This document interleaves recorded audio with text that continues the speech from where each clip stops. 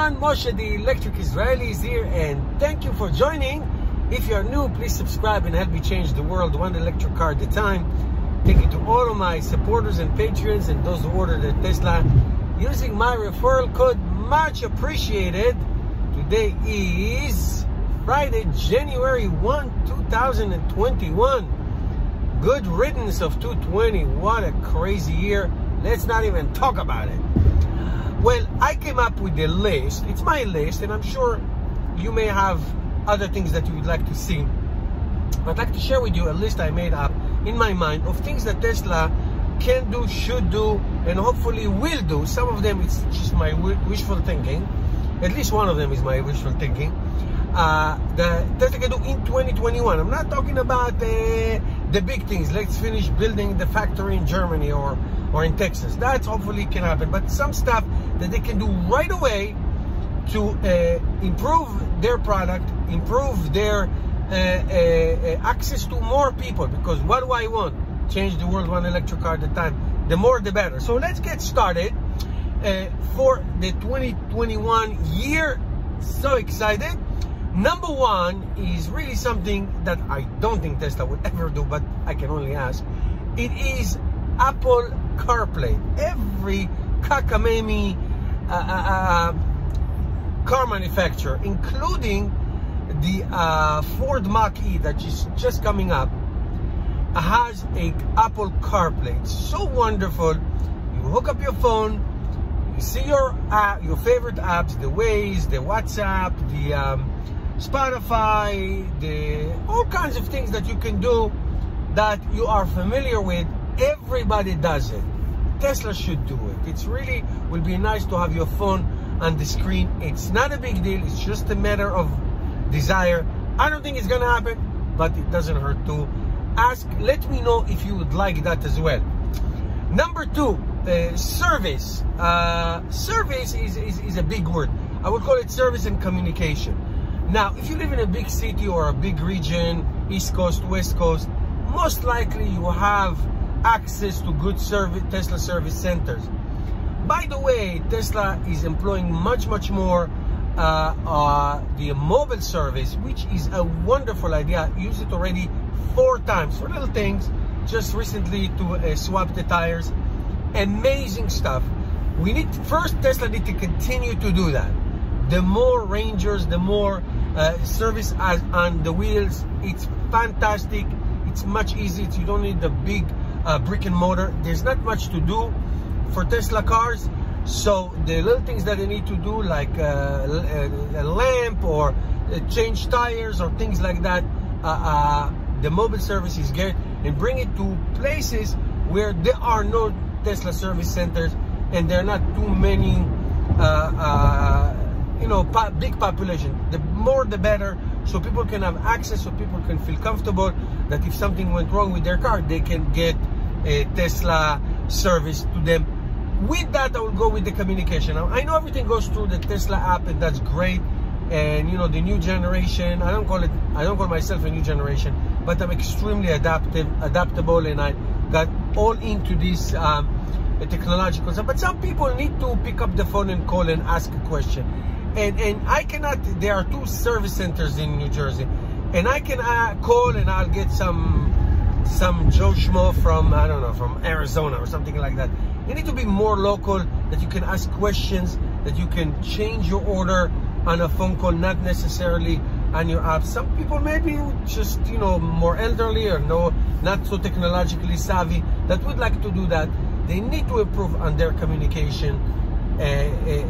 And they need to, which means it will be more accessible to more people. That's my point.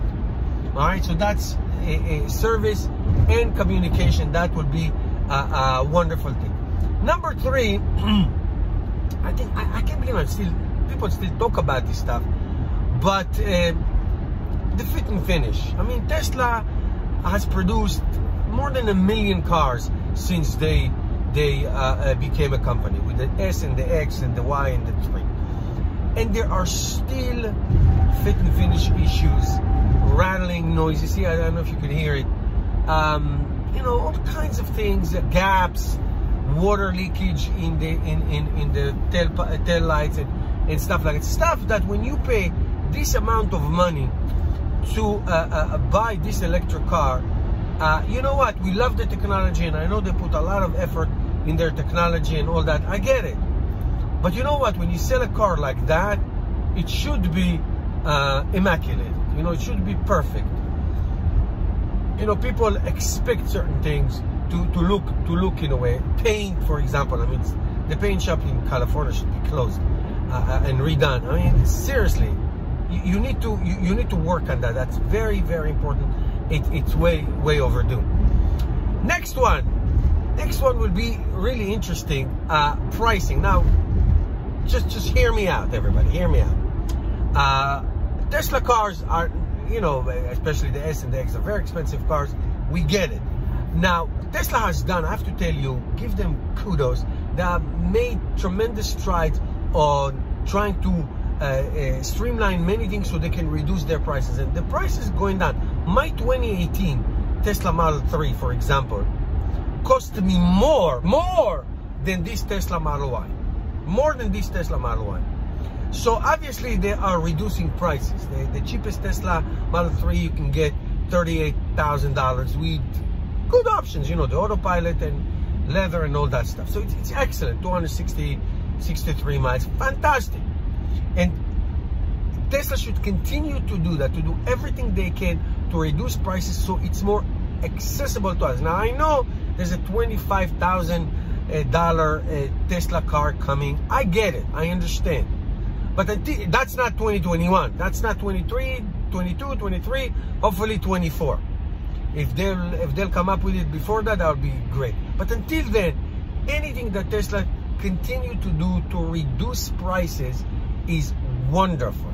What will be a wonderful thing so more people can access a Tesla car. Because I have to tell you, second-hand Teslas available on the Tesla website, they're not cheap. They are not cheap at all.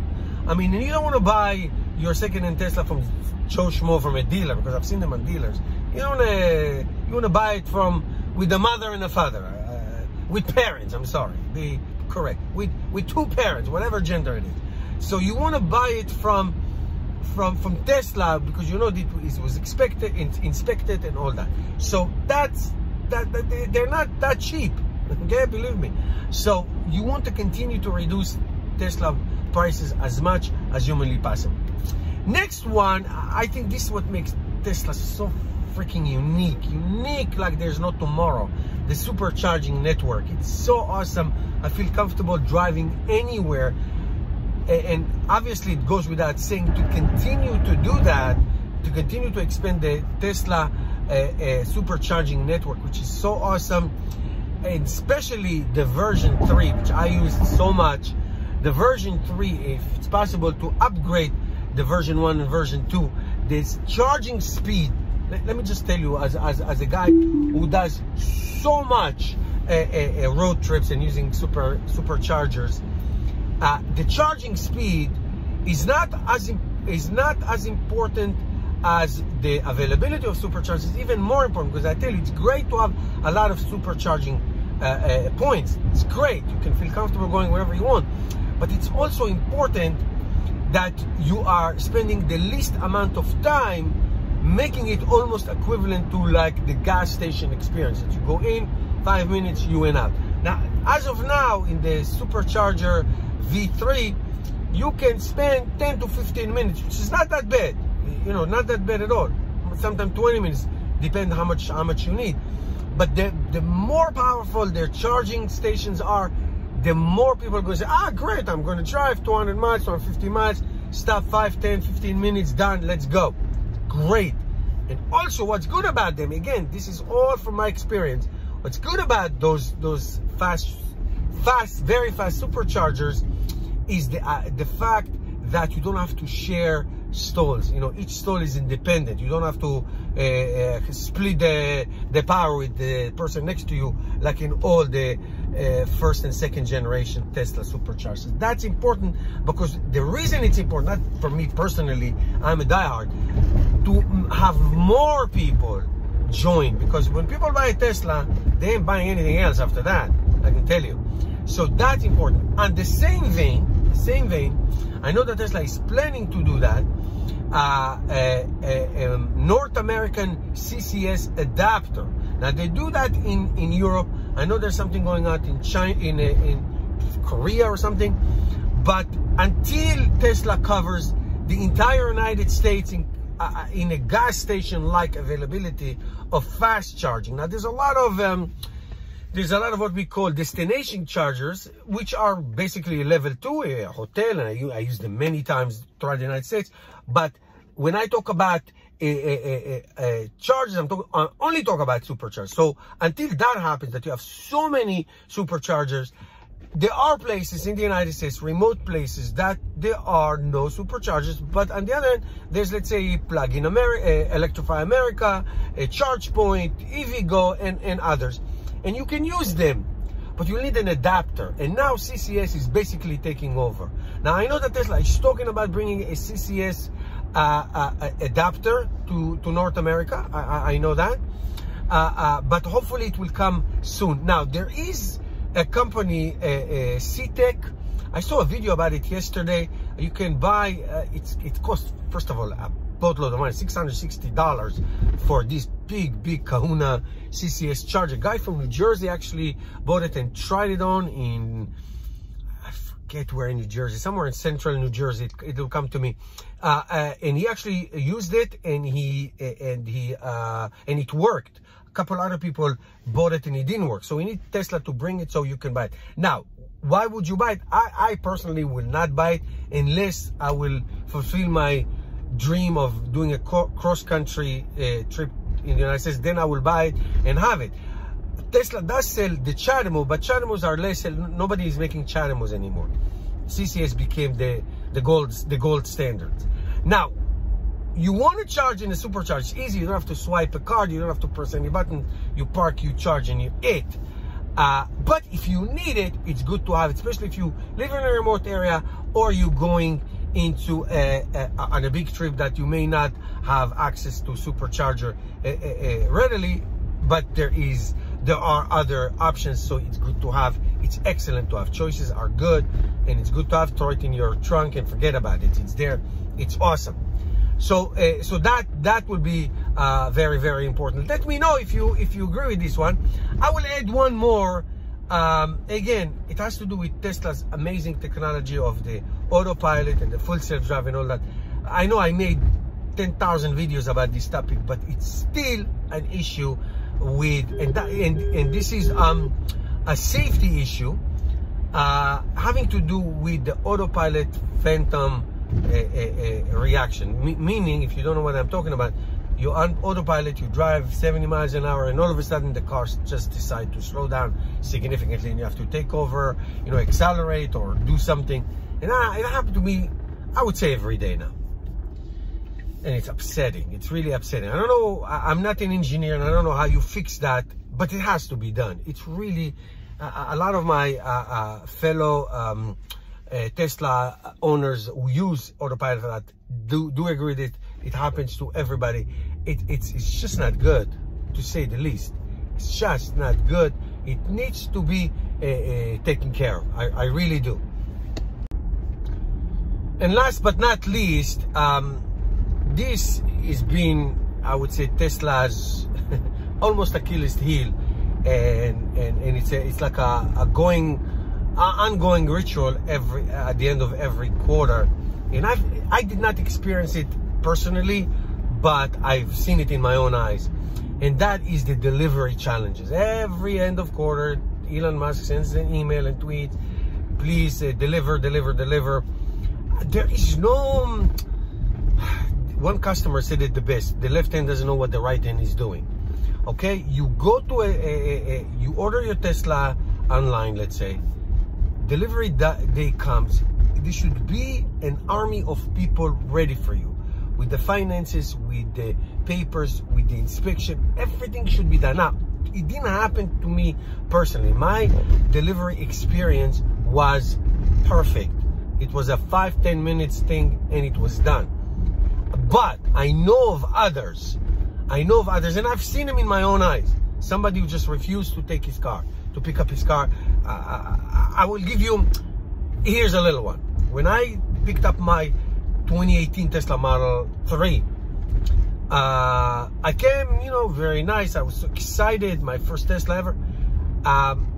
The guy said, okay, that would be $1,500. I said, what are you talking about, $1,500? So your balance is $1,500. I said, no, you're not. No, it isn't. Then he goes, then he talks. Then it turns out I optioned the 18-inch tires. The car came with 19-inch tires. I said, I did not order 19-inch tires. So you have to go again. And then he said, you know what? We're going to give it to you for free, which is fine. I was very happy. I love the 19-inch tires. But the bottom line is that there is no central command. Okay, let's say you go to the Tesla's service center or the delivery center. It should be done. Everything should be inspected. The finance people should talk to the delivery people, who talk to the inspection people, who talk to the temporary license plate people. Everybody should absolutely be on the same page, and it isn't. It isn't. Same thing, by the way, like I said at the very beginning with the service area. There's a lot of moving parts and a lot of independent voices. There's no like regional manager. I'm sure there is, but they need to do a much better job in the delivery experience.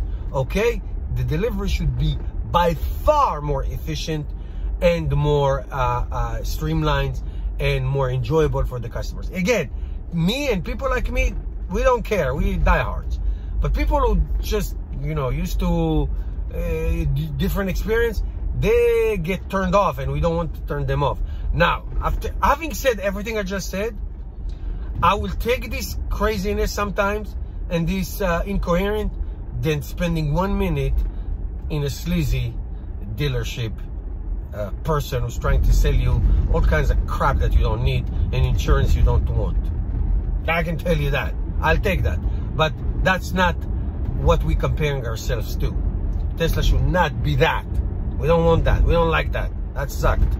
We want something completely different. I think you get my point. Okay, what's your list? Do you like my list? Do you have different things? Give me your comments, questions below. Happy New Year's, everybody. I'll see you tomorrow.